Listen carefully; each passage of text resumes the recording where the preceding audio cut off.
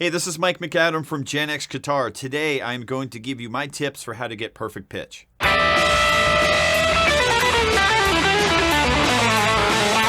So perfect pitch is an elusive topic, right? Some people have it, some people don't. When I talk to people, it's seen as this kind of black art that, well, you either have it or you don't. I strongly disagree with this, and working with students for over 20 years now, I've definitely developed some tips that I think can help you out. Now, mind you, this is not a scientific approach. These are just some things that I've done that I found have helped other people. So when I was a kid and I first started learning how to play guitar, I wasn't born with perfect pitch. But what happened was a lot of the music that I wanted to learn how to play, basically your two sources at the time were Guitar for the Practicing Musician that did full tabs of songs, or you would buy music books of songs that you liked. And a lot of times they were inaccurate. So a lot of the stuff that I wanted to learn, I had to slow down. I had this thing called an Ibanez Rock and Play. It was a cassette recorder where you could take things down to 50% speed, and it would also bring it down an octave. So everything would sound like this. From doing hours and hours of this, I learned what certain notes and sequences sounded like, and then started putting it all together. So one of the things I'll do with students is say, look, perfect pitch in many ways is just a giant mental block. So in music, you have 12 pitches in Western music. And in the English language, you have approximately, according to Google, about 1 million words.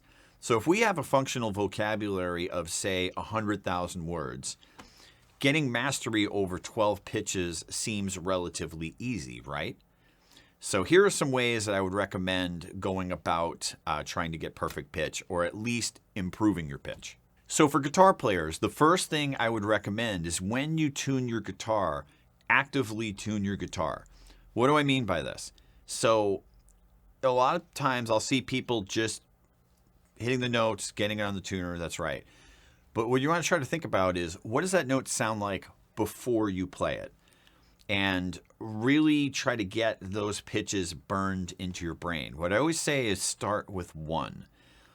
If I'm working with someone, especially a singer or a piano player, I'll say, listen, I want you to just naturally sing a note, any note. And without thinking about it, you just sing that note, because your voice has to provide a certain amount of vibrations per second to hit that tone. And it's memory. If you ever have a situation where you pick something up like a bottle of water and you expect it to be full and it's empty and you overcompensate for it, it's the same thing. You hit that vibration and you can hit that note every time. So it may be flat or it may be sharp. So let's say I'm hitting the note C.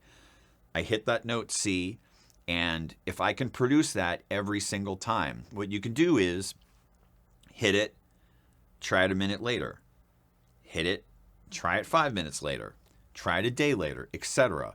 Over time, you're going to be able to produce that one note. Once you can hit that one note, then relating the other 11 pitches is easy. So what I recommend you do, if you play piano, for example, just start off with a major scale. Hit the first note. What you want to try to do is, before you hit the next note, and you could do this on guitar or any other instrument as well, is try to sing it out loud. So you play the first note, sing the next note, then match it. If you're off, do it again and just work your way up the scale. This is a great exercise as far as that whole mentality of you're playing scales or are they playing you. This is a way to involve doing it. Okay, so from there, that helps with single notes. One of the things I'll do when I'm teaching people how to identify chords is this. You can take any chord and split it in half. Is it a major chord? Is it a minor chord?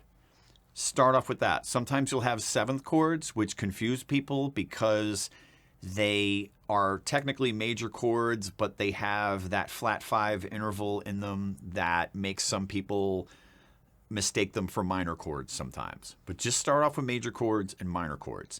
And what you want to do is listen for the musical third in the middle of it and determine which one it is. That's going to take some practice. Once you get mastery over major and minor chords, start with seventh chords. Major seventh chord, minor seventh chords, One of the scenarios I'll use is it's sort of like a pizza. If you have minor and major chords, it's a plain pizza. If you go to 4-level harmony, like 7th chords, minor 7th chords, major 7th chords, it's a pizza with pepperoni. If you go to chords beyond that, 9th chords, 13th chords, it's pepperoni pizza with sausage added. So you just have different layers to harmony, but even if you start with the most complex chords, you start with, is it major, is it minor? Then what type of 7th chord is it? Then you look for any extensions on top of that. So this is a really basic approach for ear training, but I've seen it work with a lot of people. Try it out. I'm not saying it's a one-size-fits-all solution, but if you're working with another ear training program or another way to get perfect pitch, I think some of these tips could certainly help you. If you have perfect pitch, tell us your story below. Did you get it? Were you born with it? Did you work at it? What'd you do? Let us know. In the meantime, we are pushing to get to 1,000 subs. So please help us get there. We're on our way. And if you enjoy this content, check out some of our other videos. Like, subscribe, do all that fun stuff. And I will see you in the next video.